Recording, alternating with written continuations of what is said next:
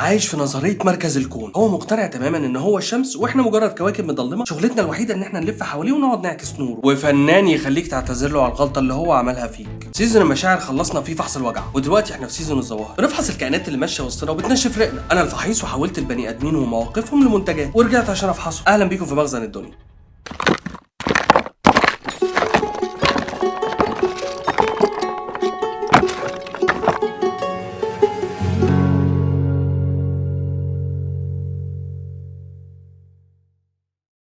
النهارده الصندوق اللي اخترناه بيلمع جدا من بره ومكتوب عليه انا اعظم حاجه حصلت في الكوكب، بس ريحته من جوه كلها نقص وعقر. ركزوا في كل كلمه هقولها عشان الكائن ده محترف يقنعك ان العيب دايما فيك انت. بس قبل ما نبدا رحبوا معايا بانيس اللي جاي النهارده وطاقته خلصانه تماما بعد ما قعد 5 دقايق مع واحد نرجسي.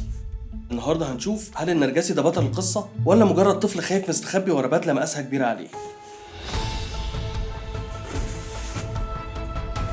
يلا نبدا.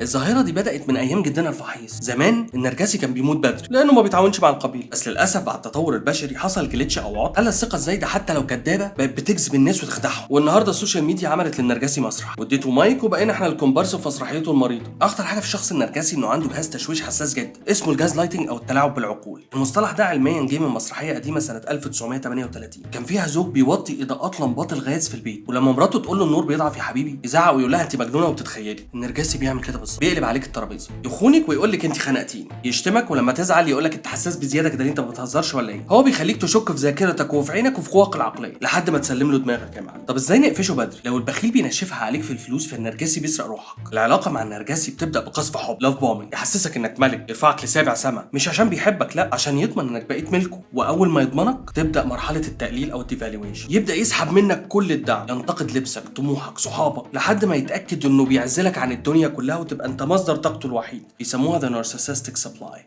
وعلى فكره في الجواز النرجسي ما بيدورش على شريك حياه، ده بيدور على جمهور يقعد يسقف له. والسوق مليان موديلات من الشخص النرجسي، بس احنا هنتكلم على اشهر موديلات بتشفط دمك. في موديل اسمه النرجسي الاستعراضي، الطاووس او ذا بيكوك، صوته عالي، لبسه ملفت، كلامه كله عن انجازاته حتى لو كانت انه عارف يركن العربيه لوحده، وكل قصه لازم تنتهي واحنا كلنا بنسقف له طبعا. واو.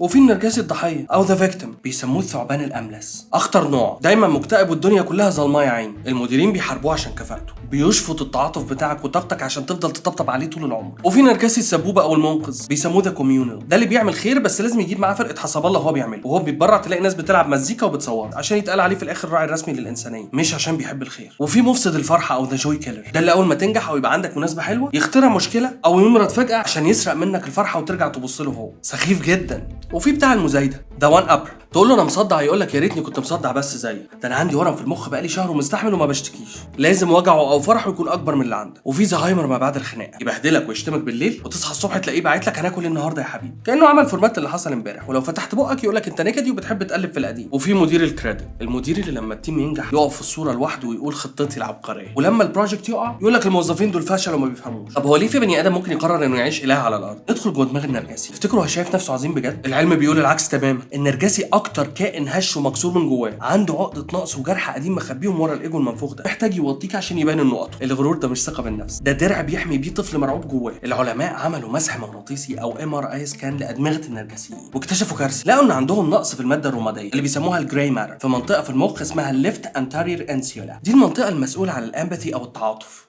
يعني ايه؟ يعني النرجسي بيولوجيا ما عندوش السوفت وير اللي يخليه يحس بوجع، لما بتعيط قدامه هو مش بيتاثر، هو بيشوفك ضعيف. الايجو المنفوخ ده مجرد درع بيخبي وراه طفل هش مرعوب وعنده عقده نقص متاصله من زمان. طيب ازاي تلبس الدرع عشان تنقذ نفسك من الناس دي؟ لازم تستخدم تكنيك المخابرات اللي ملوش اي دعوه باللي انا عامله دلوقتي ده.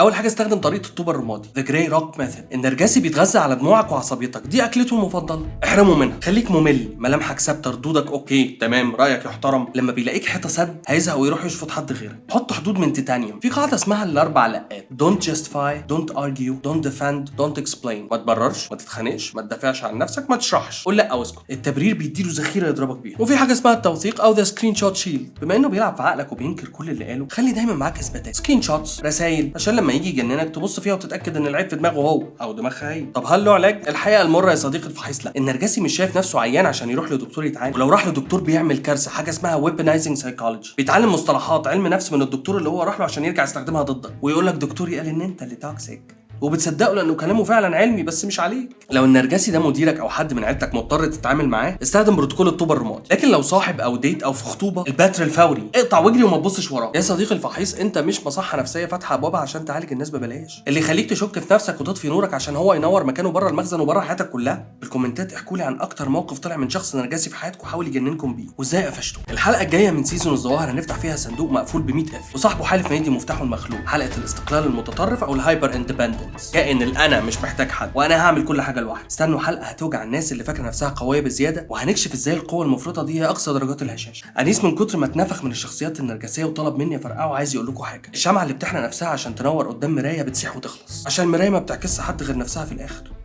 سلام يا انيس.